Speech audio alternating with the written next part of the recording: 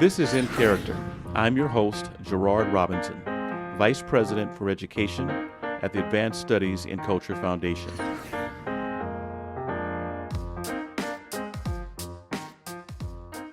Good evening. My name is Catherine Bassett, and I'm delighted to be sitting in this evening for Gerard Robinson, the Vice President for Education at the Advanced Studies in Culture Foundation in Charlottesville, Virginia. Gerard cannot be here tonight, and it is my distinct honor to be here with an incredible group of STEM educators. If you don't know what STEM is, you're going to find out, but I'll give you a little hint up front. STEM stands for science, technology, engineering, and mathematics. And on our discussion tonight, we have representatives of each of those four areas of STEM. Welcome, everyone. We're delighted that you're here. The Advanced Studies in Culture Foundation is an organization that is a nonprofit and that studies culture and the impact of culture on a variety of aspects, including education. So tonight we are focusing on the impacts of culture on STEM education and how STEM education contributes to the building of character in our students. We're going to get started by my asking each individual to introduce him or herself, tell us your name, what state you're from. If you want to share your school or district or company, that would be great. And then answer the question, what attracted you to education? Particularly for this group, you could have, and in some of your cases, you did pursue other careers initially. What brought you into education? So I'm going to start with Cameron because she's closest to me on the screen. So Cameron, if you could unmute yourself and tell us a little bit about who you are. Hi, I'm Cameron McKinley. I'm from Hoover, Alabama, and I am currently a technology integration coach, and I also teach programming and career tech online. It's ironic that I'm on this STEM because I was encouraged to go into STEM and to major in engineering, and I started, and I didn't know anything about it other than I liked math, and engineers liked math because they didn't really talk to us about what engineers did. And I had an opportunity to take physics in high school, but I didn't. I was science injured, I would call it. And so the first course in physics was kind of a weed out course. And it was pretty much mostly more male dominated field. And I was weeded out. So I moved up to business. I had a successful career with IBM and with the military. But during that whole time, the thing I loved most about it was learning new things and teaching others what I'd learned. So I career switched after 10 years to education and began to teach middle school career tech, or middle school technology education, actually. And I have never looked back. I'm in my 25th year. It's the most challenging and rewarding career I've ever had. It never gets boring. And I'm so glad that I'm back to STEM now in education. So, thank you, Cameron. Thank you, Cameron. I'm going to go to Quita next. If you can just... Hello, all. Hello. I am Quita Cole. I'm a native Cameron of Huntsville, Alabama, but I have lived in Douglas County, Georgia now for 16 years. Okay. I teach at an all virtual program in Douglas County. I teach first graders at Flex Academy here in Douglas County. Oh man, how did I get into teaching? I did not want to teach. I had no intentions of teaching. I was sort of all over the place. I finally settled into speech pathology. My career plan was all laid out. I majored in speech pathology. My plan was to go on to graduate school. From then on, I would do private practice. Well, I stumbled upon this amazing job that allowed me to make my own hours around classes. Okay, I could make as much money as the time I had to devote to it. And that job was applied behavior analysis with toddlers with autism.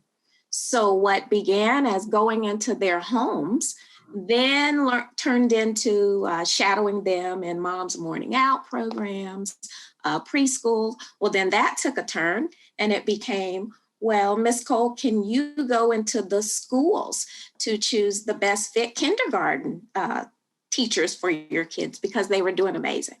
And they craved that social interaction. And academically, they were at the top of their game. So what I noticed is that everything was all well and good when introductions were being made until the educators found out why I was there. And it was immediately a sense of, don't pick me, don't. There was some reluctance there. There was some hesitation. And while I understood that it came from a place of not knowing, it was painful to watch. So shortly after, I remember going into my advisor's office and I said, hey, I'm going to make a change here. Surprise. And I changed my graduate program over to elementary education. And I have not looked back since. Who knew I would be a virtual teacher, though? That was not ever the plan. COVID turned me into a virtual teacher, but the traditional setting was the way to go for me out of nowhere. So yes. And you stayed with it. You stayed with the virtual. Still with the virtual. Started with kindergartners, believe it or not. Yes, kindergartners attend online. And now I'm with first graders, which is my baby. That's my grade. That's my jam. Good to see you all. Wonderful, and thank you for being here. Cindy, let's go up north to Maine.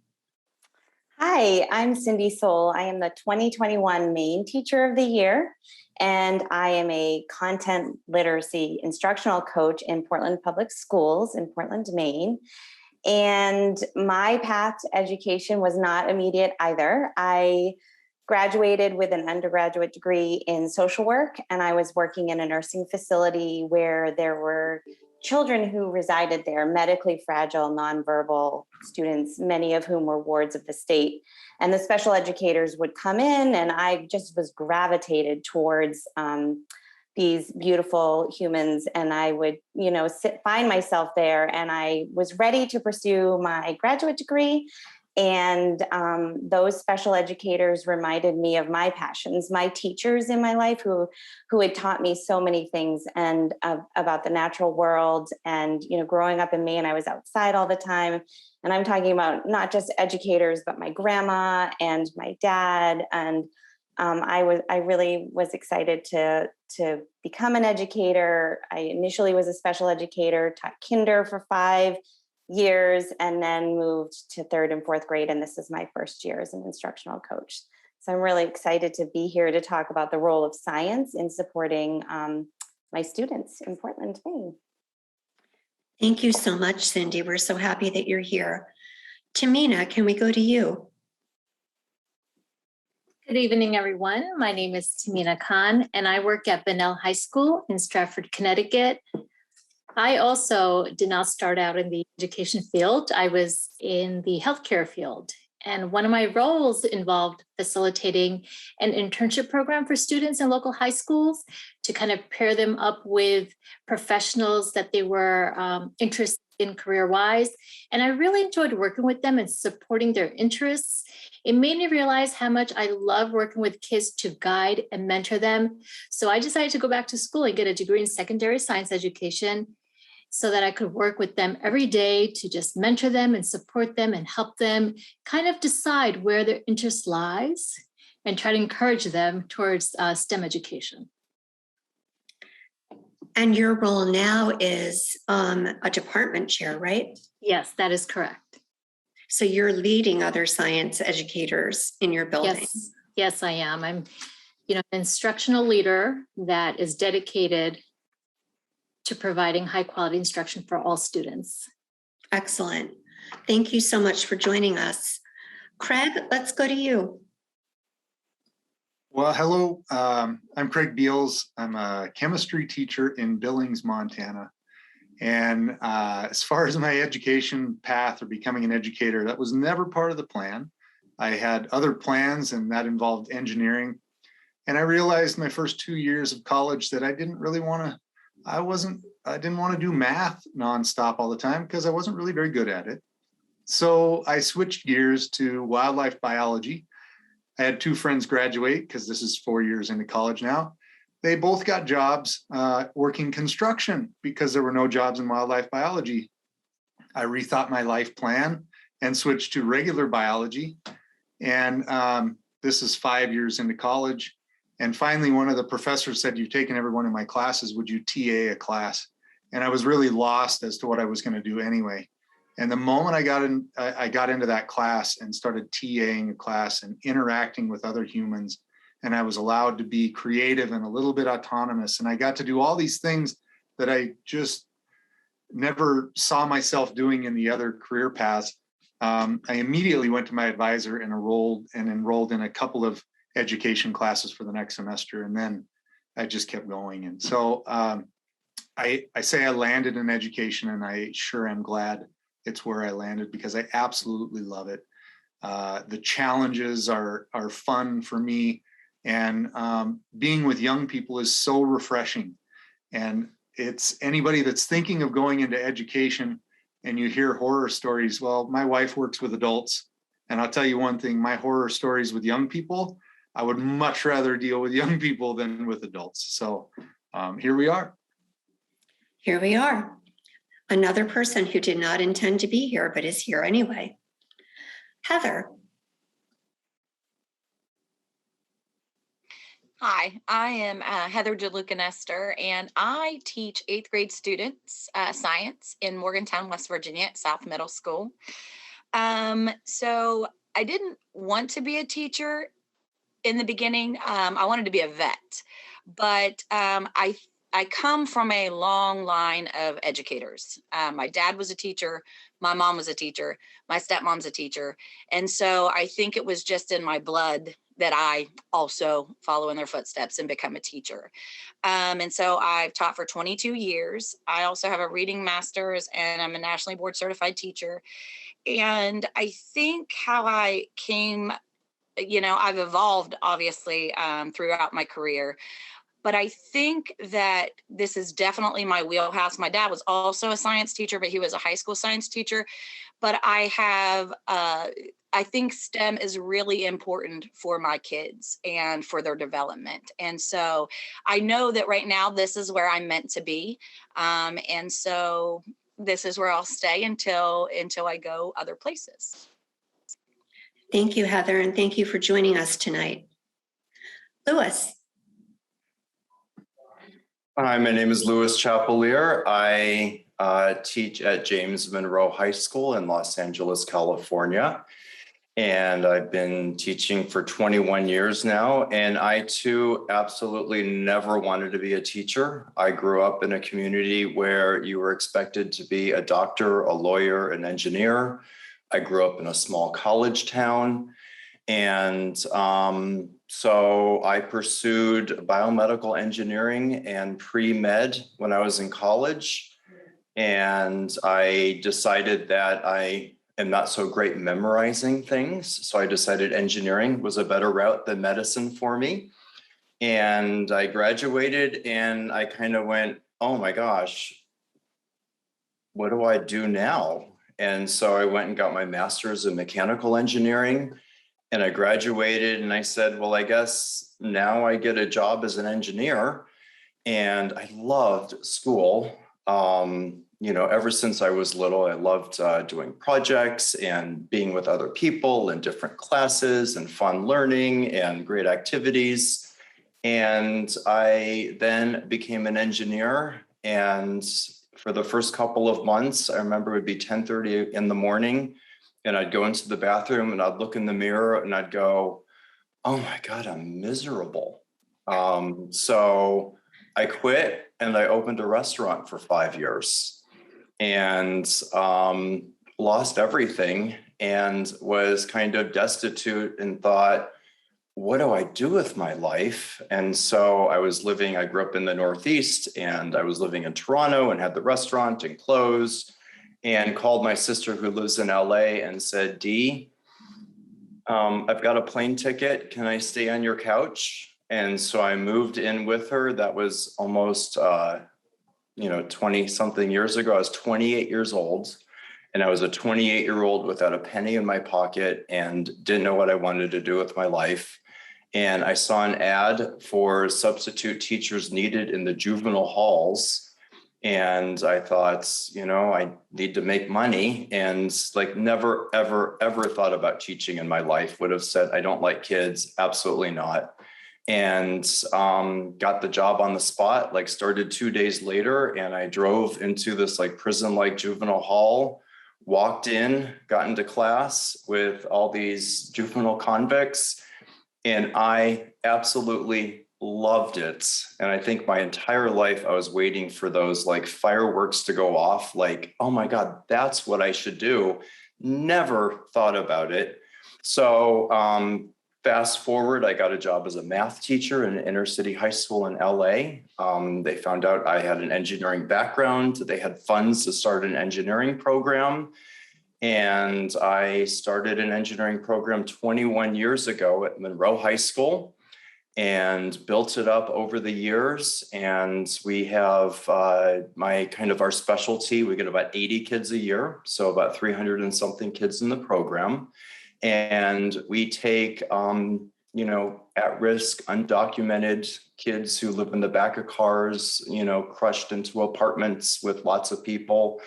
And for example, I have a student 4 years ago, her name was Naomi, and she was kind of a gangster girl. I remember in the 9th grade, she got into this big girl fight, but she had promise. And fast forward 4 years, full ride scholarship to UCLA engineering. And every year I get kids full ride scholarships in the Vassar, Smith, Wellesley, Berkeley, UCLA, and these are kids, if they didn't find out about engineering and computer science and technology, they were 9th graders that nobody would have, even accepted them into their rooms. And there are real careers out there, and there's nothing for me, I found teaching. The fireworks went off, and with STEM, I take it as kind of my lifelong goal to find out what each kid is good at and see those fireworks go off. And I certainly wish I would have found out when I was younger what it was, what I was really good at. And when a kid finds out what they're good at, oh my God, they can soar and they do really well and they get excited. And, I'm the luckiest guy in the world because I have so many relationships with all these kids. And now we've been doing it for so long. I have, I actually have the kids of kids in my classes, and that's just so rewarding. And actually, I have a student, his name is Andrew, and his mom was in my class as a 14-year-old and got pregnant and had Andrew. And now I have him in my class, and he is absolutely the best student ever. And there are 5 more after him that I think will be coming through my doors. And I now also run our instructional technology program at my school. And, now that we are 100% one-to-one computers and so exciting in Quita, the online learning, we thought it was going to be difficult. And also we found out with technology, people who have said that they can't do technology, guess what? The pandemic hits and they can.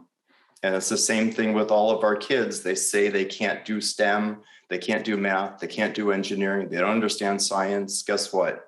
They can, and they actually end up liking it. Thank you, Louis. I've had the privilege of visiting Louis's classroom, and it's an amazing space, absolutely amazing. Pamela. I'm Pamela Hamilton, and I teach science at Spain Park High School in Hoover, Alabama. And unlike many of my colleagues, I have always wanted to be a teacher. I've known since I was little that I wanted to be a teacher. I thought it was going to be a biology teacher. And in high school, I took every single science course that I could take, most of them in biology. My problem was I didn't know how I would be able to go to school because I came from a disadvantaged background. And so I joined the Marine Corps. And so while I was in the Marine Corps, I got the money to be able to go to school. But the crazy thing is that we were deployed to Saudi Arabia for the Gulf War. And while I was there, I met this reservist. And the reservist was talking about geology and how awesome that it was. And so when I started my undergraduate work, I took a few geology classes and I decided I really love this. And so now I've been teaching geology for about 24 years, and I have my master's degree in geoscience. And it's funny how you think you love one thing, and then these people come into your lives and you go, I think that's for me. And so this is the science that I love the best. And I couldn't even imagine teaching biology all day long anymore. Thank you, Pamela. I'm going to move to Theresa, and Theresa has a slightly different story to tell. So Theresa, tell us about what you do. Hi, my name is Theresa Maughan. I am a high school social studies teacher in New Jersey. I am the 2022 New Jersey State Teacher of the Year, and I currently work at STEM Academy in East Orange, New Jersey. So like many of you, I enjoyed anything that allowed me to interact with younger kids. I have two younger sisters and an older sister. So I was often playing school with them. But when I was in middle school, my family went through an experience trying to navigate the naturalization process. So when I went to Rutgers University, I was actually planning to become an immigration attorney. But after my freshman year, I just didn't quite feel fulfilled. And I remembered back to the guidance and help that I received and my family received from my middle school teacher. And I remember the great history teacher I had in high school. I wanted to combine my love of history, my content, with the experience that I was given and the help I was given. I thought I would try to also give that same experience to other people, students who may need it. So I switched my majors and became a social studies teacher. I've been teaching for 40 years. And even though I have a master's degree in administration and supervision, I've always known that it's within the classroom that I felt that I could have the greatest impact. So I actually come to this panel, I guess, as a bit of an outsider, not actually teaching a STEM subject, but working the last 6 years I've been at STEM Academy. And I've come to realize that there are quite a bit of similarities across disciplines. I'm working as much as possible to try and create more interdisciplinary projects with the other sciences and the math and the engineering programs, technology programs in my school. I often do workshops for my district, and recently we had our third annual equity conference, and I presented a workshop in conjunction with the science supervisor and another social studies teacher. Our topic was about race, medicine, and health equity. So we were able to combine, those two disciplines. And we have a plan to try and implement more of those type of workshops for the teachers, developing lesson plans that could be utilized in the science classes, but also within the social studies classes as well. And I thank you all for having me sit among you tonight. Thank you for being here, Theresa. I think that you bring a unique perspective teaching a non-STEM subject in a STEM academy. Kim. Hi, everyone. I am Kim Thomas. I am the 1000 times 2 plus 16 Illinois Teacher of the Year. I'm very honored to be with all of you tonight. I have been teaching for 20 plus years. What motivates me to teach is I want kids to love learning. I want school to be that best fraction of their day. And so many students, when I call my class Mathlicious Land, because if you say math, they want to rotate 90 times 2 degrees and run. So making them feel like it's okay to be here and not be afraid of this subject. It just gives me math bumps every day to be with kids. I taught at an alternative school in our district for the square root of 49 years. So the kids who were expelled came to me and, they're all upset. They're walking in the room like, hey, it looks like you could use some glitter. So our first project was glitter plus glue equals you. And just to watch my middle school kids be kids, because they are in adult situations all the time now, and they can get to anything adult-like with the social media and their phones. I just want them to be a kid. So to watch them glitter and trace and write their birthday mathliciously, just like I said, gives me math bumps. And also to have them actually, rotate that negative parabola when they come into a positive one, and loving math and loving learning. And it's okay to make mistakes and to get them to persevere and to learn something that they just never thought they would. I have so many kids who come in, oh, I failed math last year. I'm like, that doesn't matter. Fresh start, new start. And my district closed our expelled school. They took it and put it online only. I bow down to you, those of you who teach online. I have to be in person. So I transferred to another school in our district where people, if I tell you I teach there, you're going there. I'm like, no, don't say that. Like, this is going to be heaven on earth. That's why I always say where I teach. Like, don't say that about my school. And yes, I have 20 plus 9 kids in each class. I think they did that for each year I've been teaching. So I just love doing projects and hands-on things. We do a lot of art in our math class. Like, we just gobbled up our math and made our turkey graphs today and decorated things. And I always love to use to learn about them every day with the projects that we do. So I use their names and use things that they like and their interest into the math that makes them even want to hopefully come into my classroom every day and learn. So I took it where I didn't really have the best experiences in school. I was that kid that needed to be standing up and needed to be walking around and needed to be doing something. I have a very hard time sitting. And I thought, no, I can do better for kids and let them get up, walk around, talk, get loud. That's okay to have those mathlicious conversations. So I do present PDs around the country I call it Mathavate, the mathlicious way to put a positive parabola on everybody's face.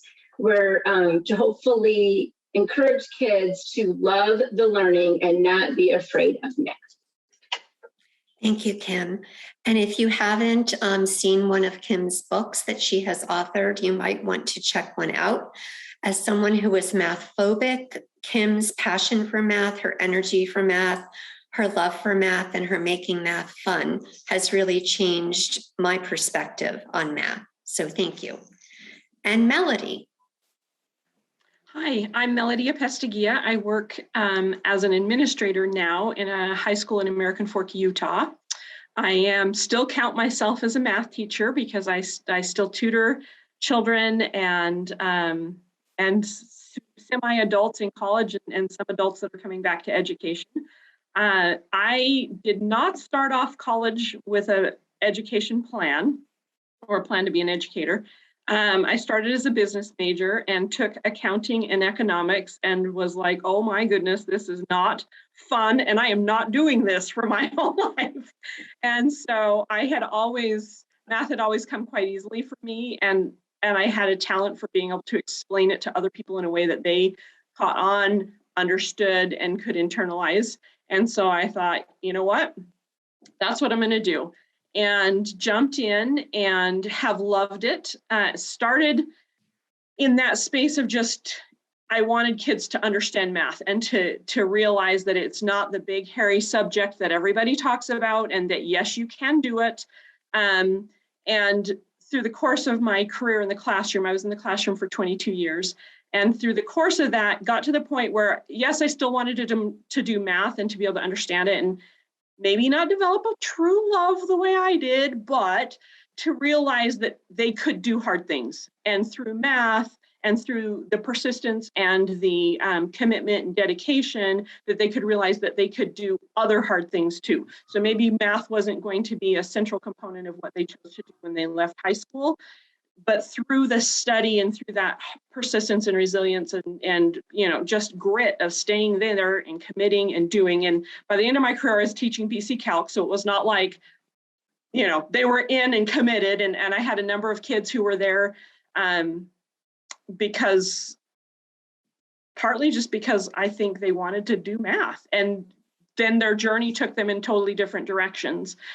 Through the course of my career, I started as an instructional coach about 10 years in, and was an instructional coach for a good number of years, and then worked in schools that functioned as PLCs, and moved into the space of becoming a PLC coach, and did that in a hybrid model for a couple of years, and then did that full time for an additional couple of years. And then, as happens, people put ideas in your head and you're like, really? And people kept putting the administrative idea in my head and saying, but no, you understand education. You've been in the classroom for a really long time.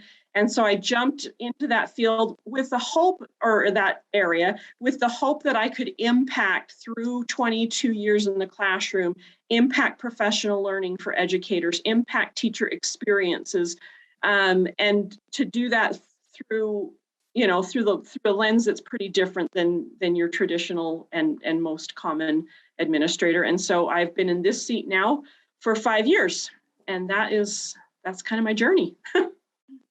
And your teachers are lucky that you're in that seat. Thank you all for sharing your stories, for telling us a little bit about yourselves, a little bit about your journeys and what led you into education. And I'm fascinated that almost all of you, not all, but almost all of you, started out thinking that you were not going to be an educator. And Quita, I loved your story because I too was a weed. I went to college to become a physical therapist. And in my first semester freshman year, I encountered organic chemistry and calculus 2 at the same time. And I got a D in organic chemistry. I'm the first person in my family to go to college, and we don't get Ds. And so my father politely suggested that I might need to make a change in terms of what my major was. And I ended up becoming a librarian. But I understand what you mean when you're saying you were a weed. And I have come to believe that programs in the STEM areas at the university level do this on purpose to help us find out that maybe this isn't for us. And I didn't have the resilience and the persistence that Melodie was just talking about to stay with it. And sometimes I wish that I'd had that. So STEM is a hot topic right now. And we know in education that the pendulum swings and swings back again, and phases come and phases go. And I think that this is a phase or a time when there's a great deal of focus on STEM for a lot of different reasons.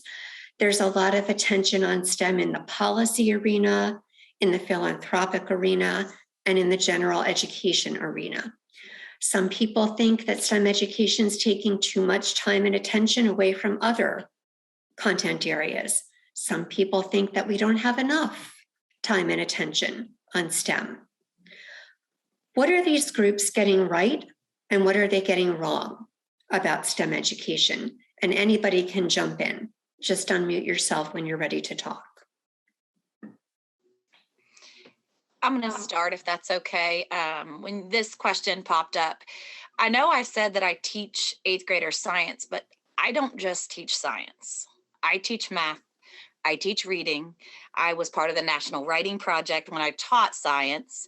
I teach all subjects in my classroom every single day. And I think that it's really important to understand that STEM is encompassing of all of those things. And that's how we build whole students. We immerse them in that real life situation and in that classroom, and we teach them to love what they're learning because they don't really know that they're learning at this point. And I think that that's really important. So when we try to cipher out and decide, well, we're just teaching this here, or we're just teaching this content over here, you can't do that because it's the whole person that you're teaching, the whole student. And I think that's really important that people understand that. As we teach STEM, we're teaching so many different concepts. I love your focus on the interconnectedness of the different content areas, Heather. Thank you for raising that. Somebody else. I agree with you that we do need to teach the whole person. And when I first got Teacher of the Year years ago, like 2006 or 7, a computer science professor contacted me. He knew I taught technology, and immediately he wanted to get with me because there weren't enough computer scientists, and he wanted to get a teacher involved to get kids excited about STEM. And I thought, this is a great idea. So we started teaching little kids to program like your first graders keep, we started working with Scratch and with the MIT lab. It was in beta at that time. And what was so rewarding is that all my children, my own children, have all majored in computer science, 3 out of 3. But we introduced them to Scratch, first grade, second grade. But one of them met a kid down in college who said, oh, I had your mom in elementary one time, and she taught me Scratch, and that got me excited, and I'm majoring in computer science now. So anybody who says it doesn't make a difference, it does.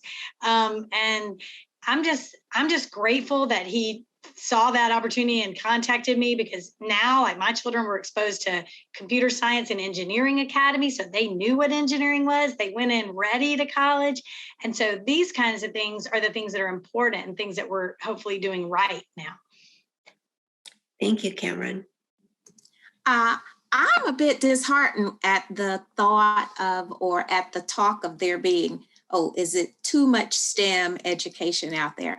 I think about, just in my experiences, and again, I cannot stress this enough. Did I ever see myself as a virtual teacher? No, I'm that teacher who, don't get me wrong, I miss that phenomenon, that magic that happens when you slide that baby's chair into yours at that reading table and you share that book. Do I miss that? Yes, but I'm gonna tell you, seeing kindergartners and first graders command technology tools.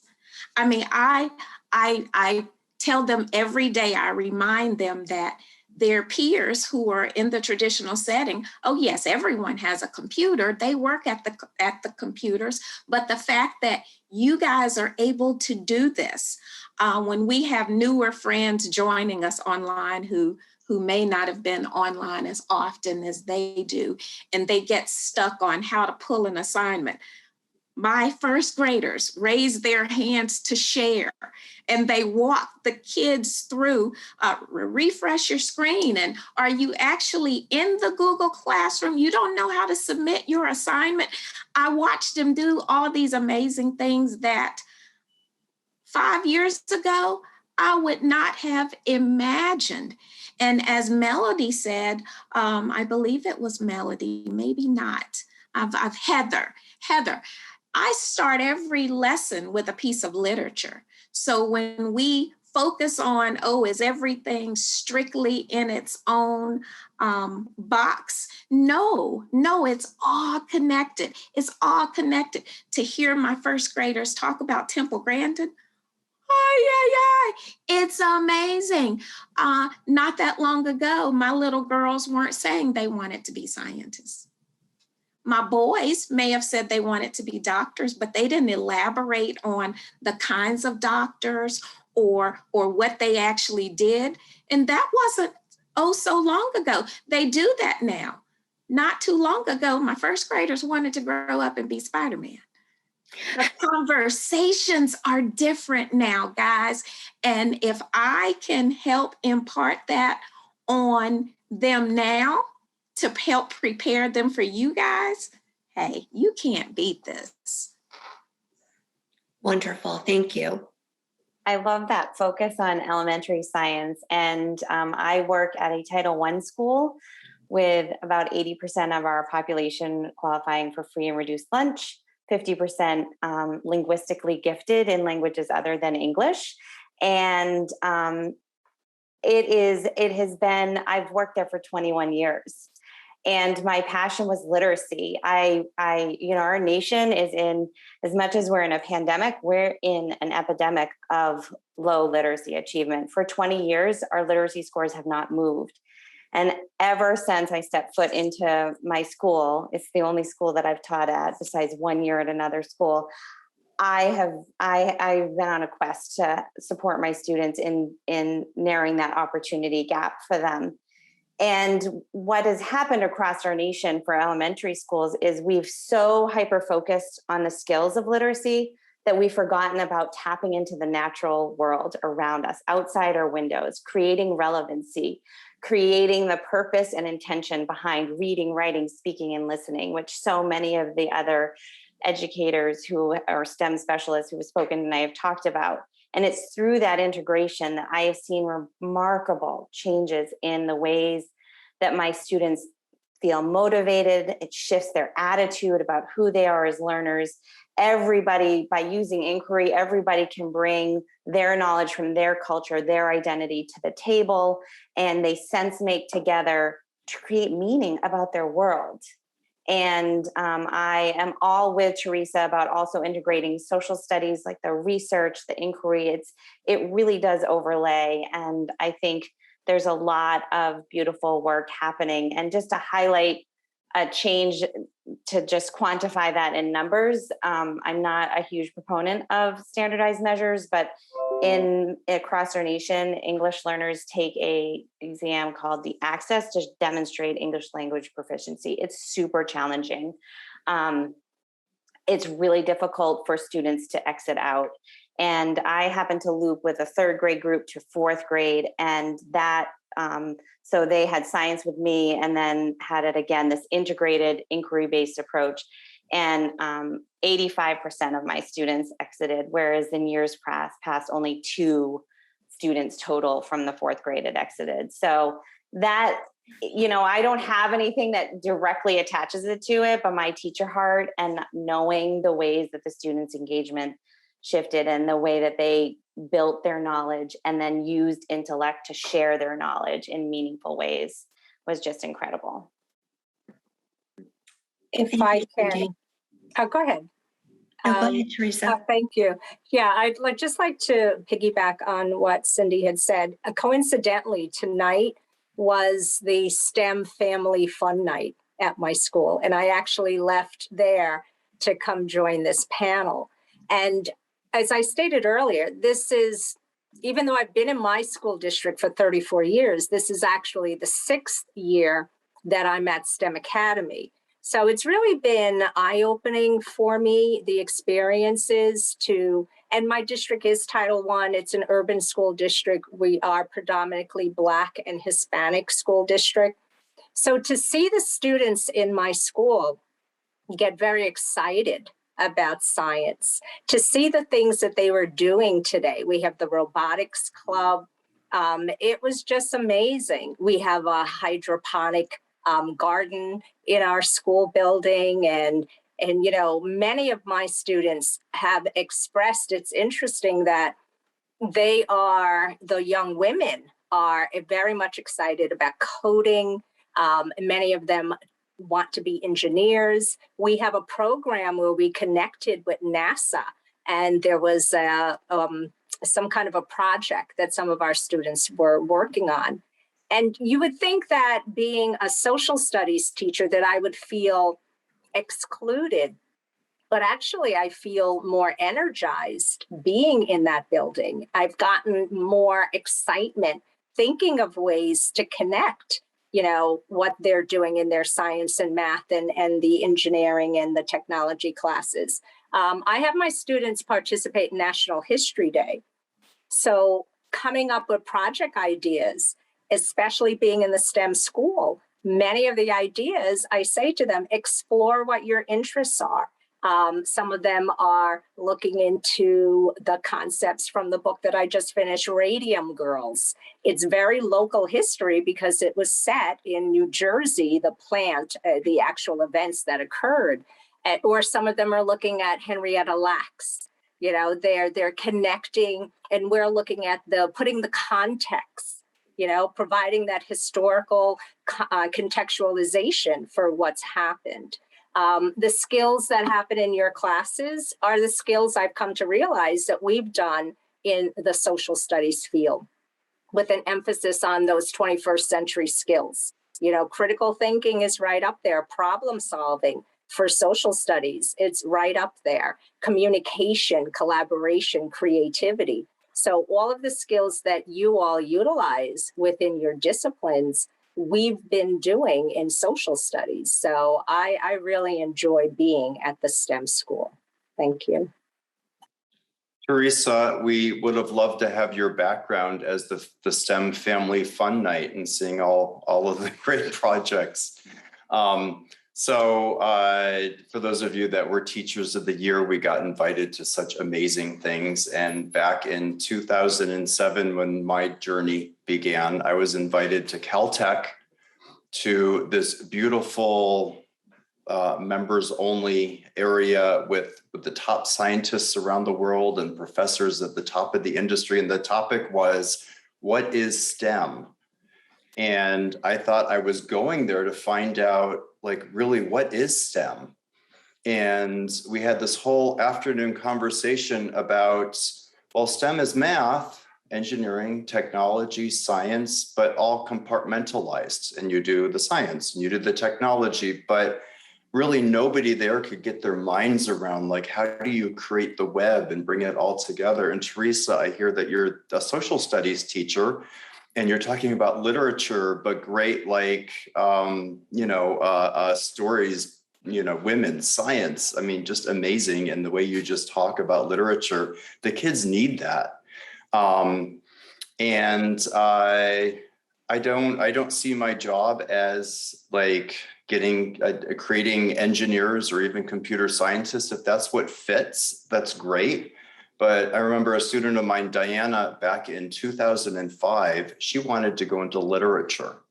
Well, she got stuck in my engineering class where we did a little project on, how do you create a website?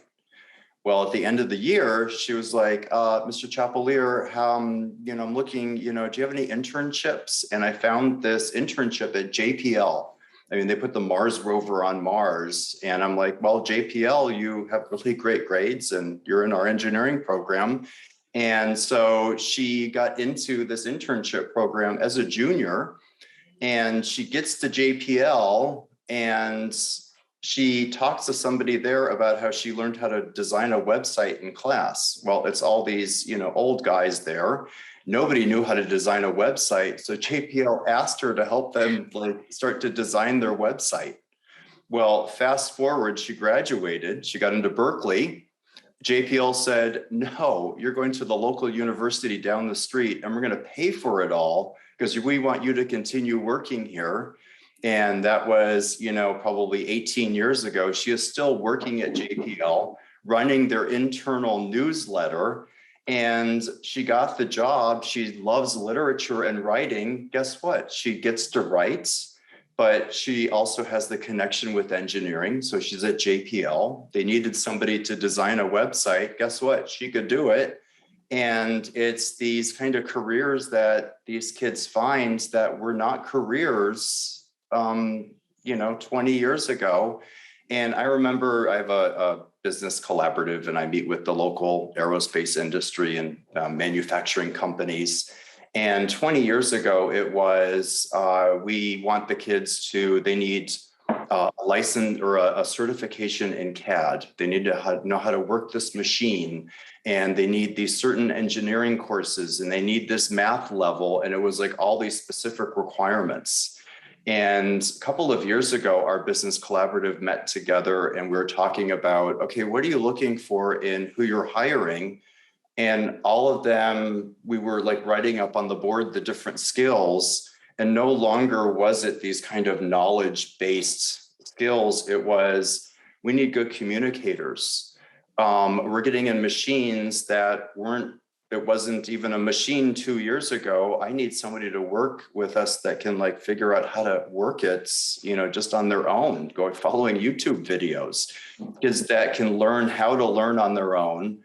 And and I think that's what STEM does, is you have your algebra class and your calculus class and your science class. Well, great, that's really knowledge-based and necessary, but it's STEM that brings it all together, that just teaches kids how to get excited and learn on their own and work with their hands. And, you know, gosh, it's only a failure if you don't learn from it.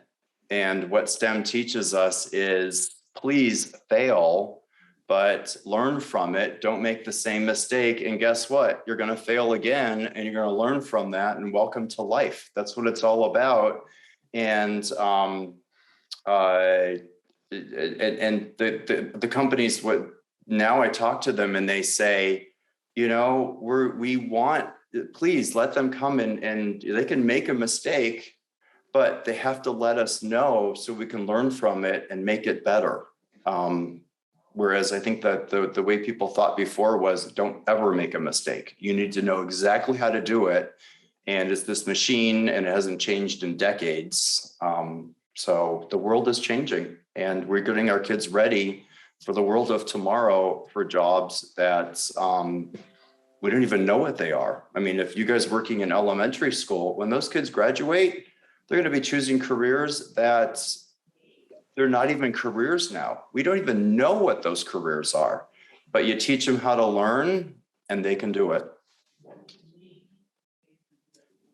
I think that I'm sorry, Kim. You go, sure, go ahead. I just don't think there's no facet of their life that STEM doesn't touch.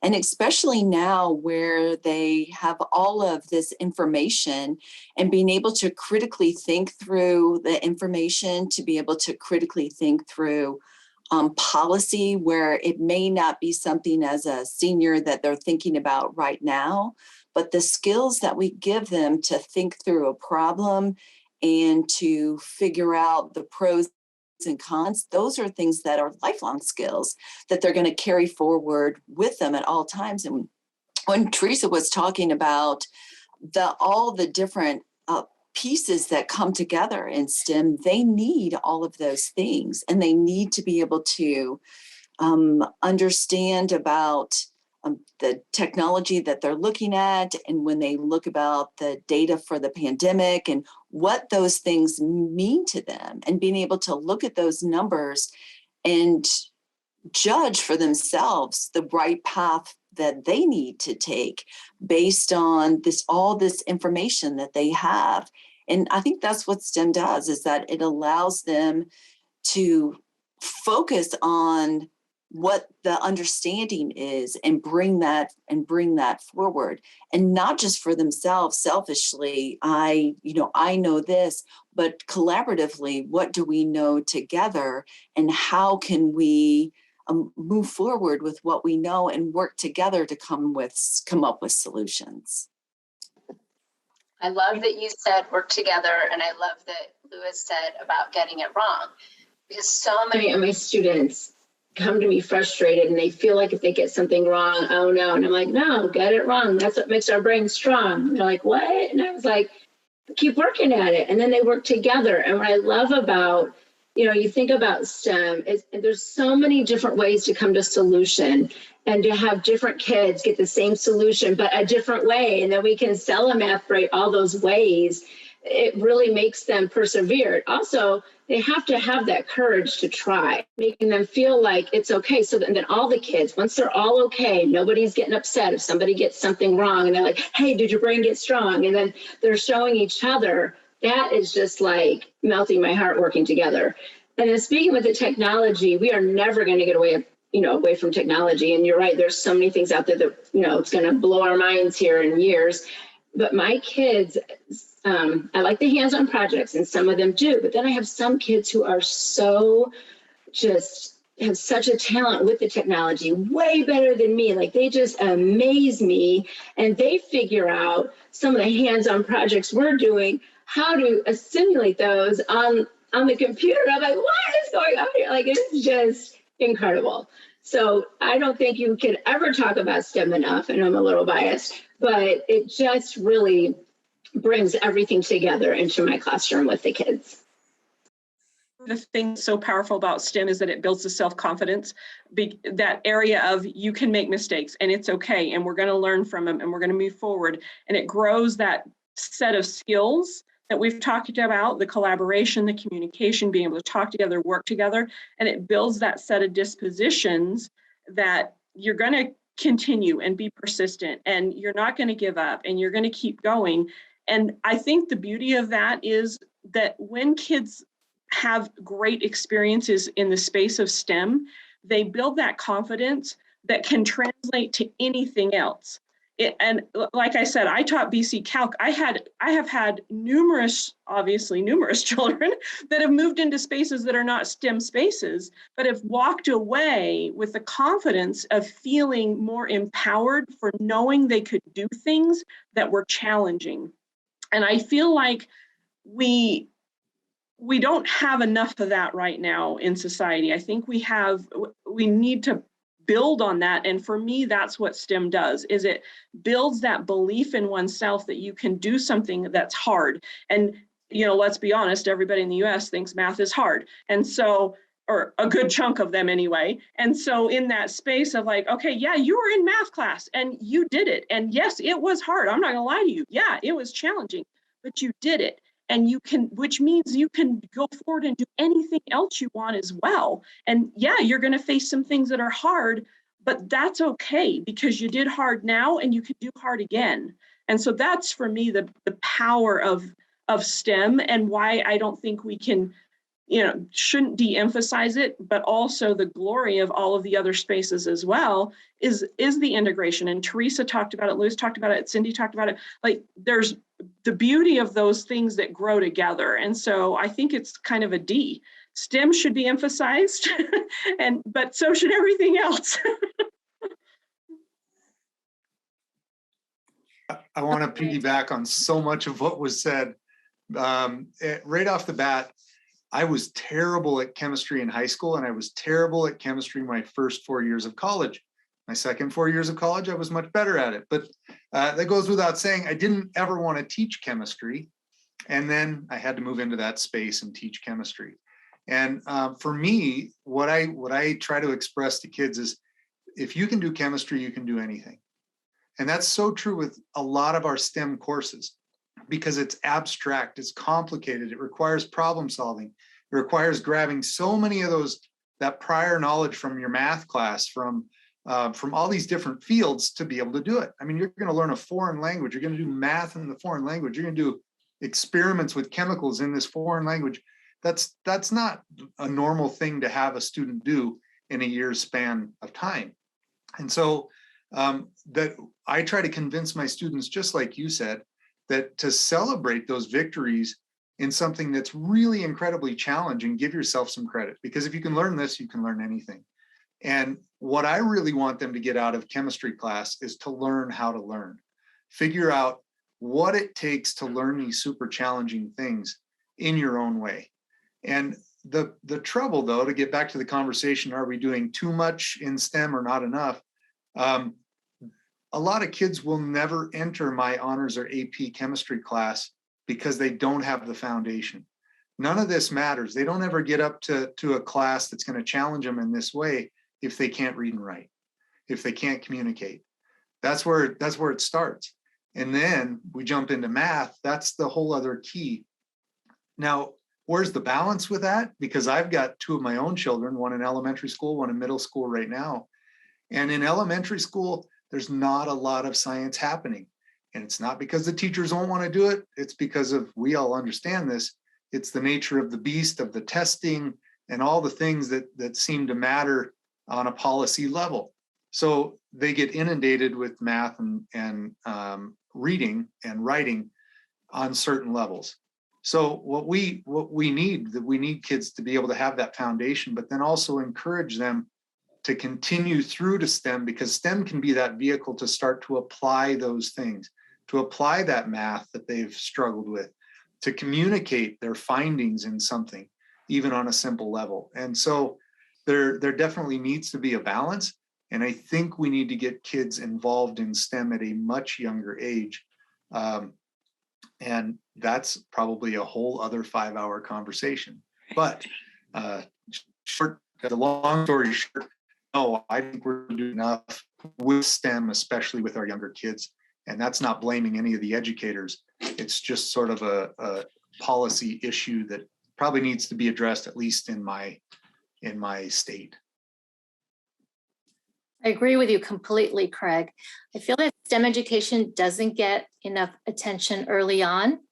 Not all students are exposed to formal STEM subjects at an early age, and some not until they're in middle school or high school. And I think it's so important to, support high quality STEM education for all children. It prepares them for the future that lies ahead of them. STEM jobs are fast growing now. Therefore, we need to cultivate our students' curiosity, creativity, especially when they're working together and they're sharing ideas through their own experiences to solve problems and through experimentation and investigation. One of the best things about returning from a pandemic year is the kids just getting together, hands-on, working and talking to each other and saying, wow, this is really cool. Or how can we do this? How can we figure this out? How can we do this better? I think STEM education really helps students gain those critical thinking abilities and those transferable skills offered specifically through all the different hands-on activities, so that our children are prepared for the unknown challenges and opportunities of the future, where they can actually collaborate on a global level to help solve problems that are coming up. And I feel that, that component of STEM education is really important for our children. We are almost out of time. I was so looking forward to this conversation because I knew that it was going to be so dynamic and so thought-provoking. And listening to each of you talk about what you do and how maybe it wasn't what you intended your adult self to be doing, but you have found yourself in this place, in this space. You've talked about collaboration. You've talked about interconnectedness of content. You've talked about failure and how failure is so essential to learning. You've talked about resilience and persistence, particularly our two mathematicians talking about resilience and persistence. And if you can do this, knowing how hard it is, you can do anything. And Craig echoed that sentiment as well. For the people who are listening to this conversation, I'd like to just give each of you one last minute to share any final thought that you might have that people who don't know a lot about STEM might benefit from hearing from you. And I'm going to start with Cameron. Just for a short answer, I'm kind of representing computer science here, but like they said, it's the same. It's a problem-solving type thing that helps you do other things. But check out the Hour of Code. It has activities for all ages, and it incorporates. Now they've really focused on incorporating all the subjects, just like all of you have mentioned. It's not just about coding. It's how does it help us be better journalists, and it's another language. So I would say check out the code.org and the Hour of Code to get a start, to get kids and everyone fired up about STEM. Thank you for sharing that. I had actually forgotten about that. Pamela. I guess for me, it's about perseverance, having students to be able to persevere through anything. And if you can move forward with figure out a problem or apply things in a different way and keep going when things are hard. I think especially in this time after the pandemic, the mental health of our students isn't as strong as it used to be. And being able to build up that resilience for things that are hard, that's what STEM does. And I think that's if I had to put it in one word, it'd be building, well, it'd be two words, building perseverance. Thank you. Craig. I think the pandemic and everything that's going on with NASA, they all really highlight the need for young people to find a path in STEM, and really in any career, because they don't have to eventually end up in a career that's related to STEM. This world needs creative, critical thinking problem solvers.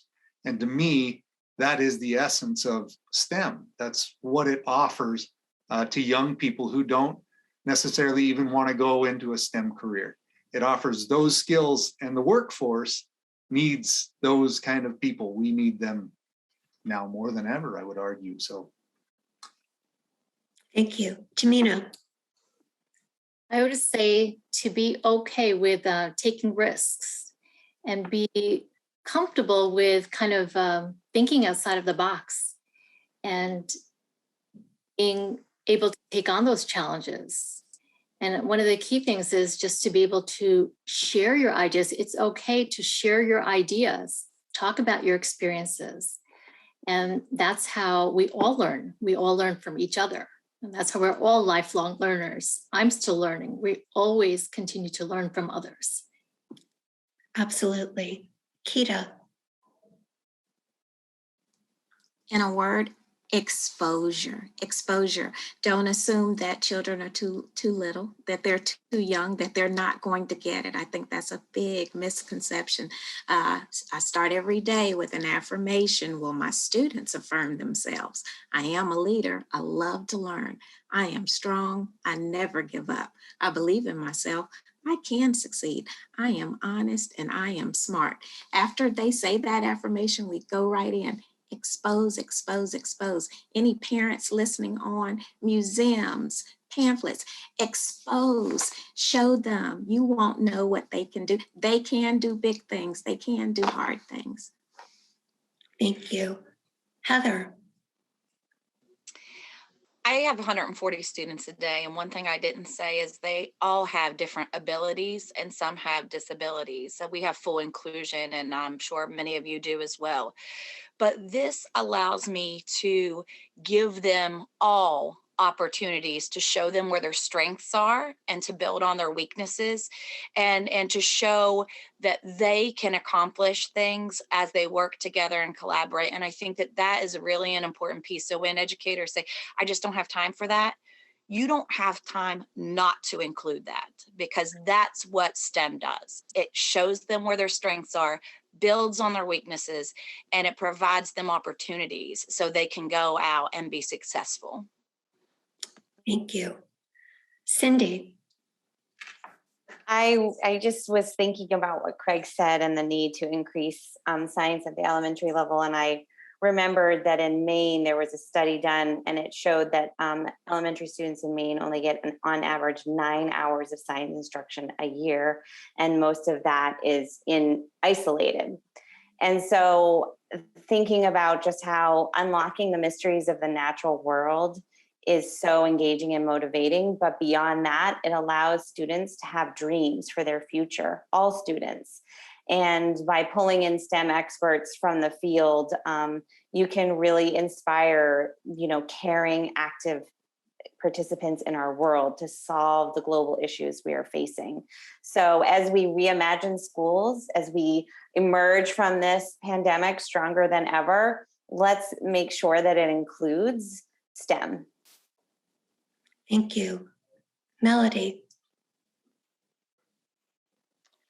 I would echo a lot of what's been said, but I think STEM is powerful because it helps you learn who you are as an individual and as a learner, what your skills are, how you manage time, how you manage your thinking, how you interact and relate to other people.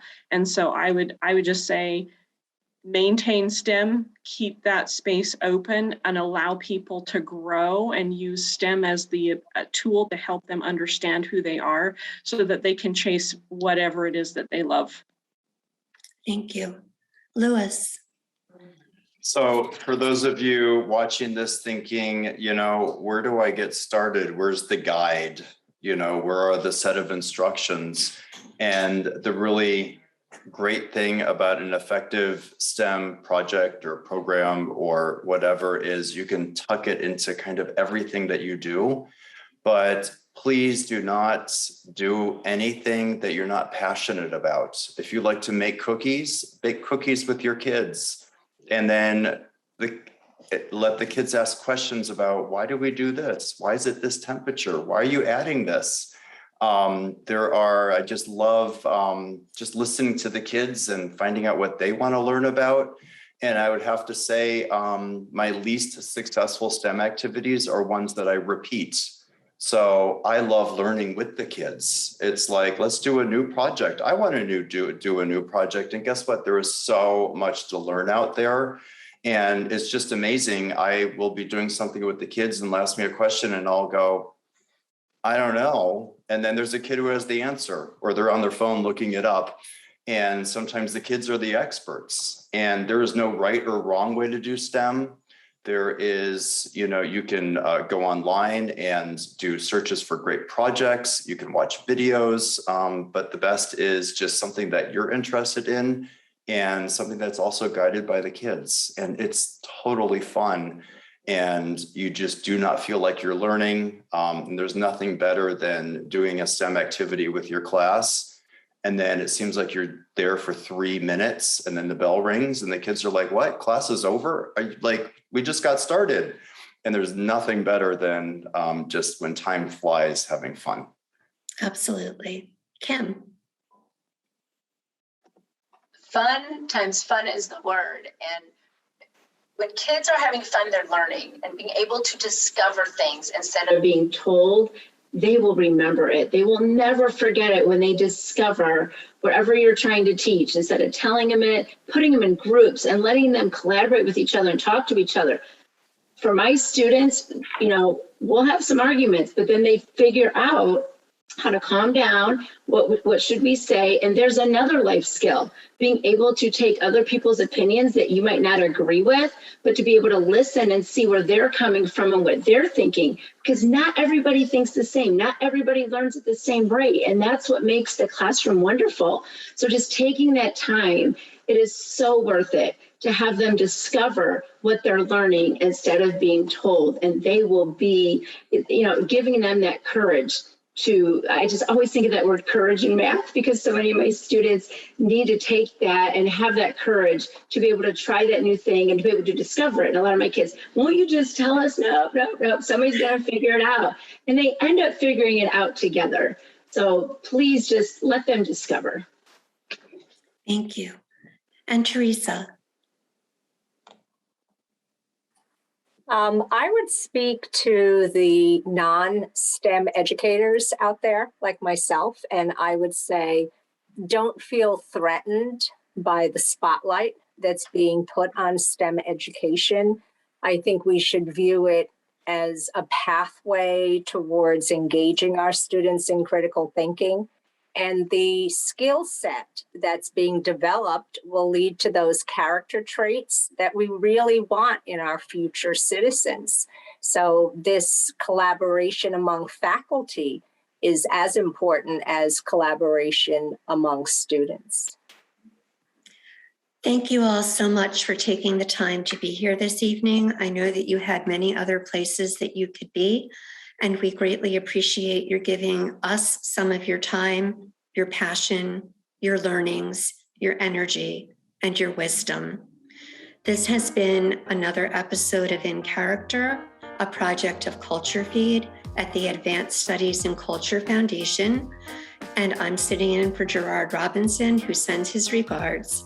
Thank you all so much.